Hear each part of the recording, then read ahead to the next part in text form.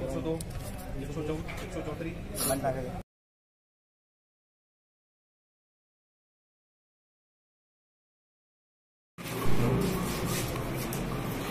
134 मारा कापा की छोकरा है छोकरा है એ પૈકી કે મારા રાજસ્થાનની વર્દી આવી છે જઉં છું તે છતાં આર્યા લોકો લઈ ગામમાંથી ઉછાળો ભર્યા પછી આર્યાભાઈને લઈ ગયા રાજસ્થાન જેવું રાજસ્થાન પછી ઘઉં બોરી ઉતાર્યા પછી તરત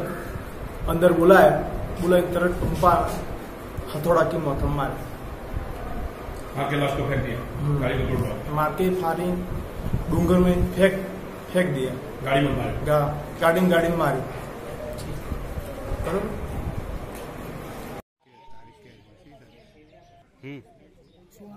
8 તારીખ સુધી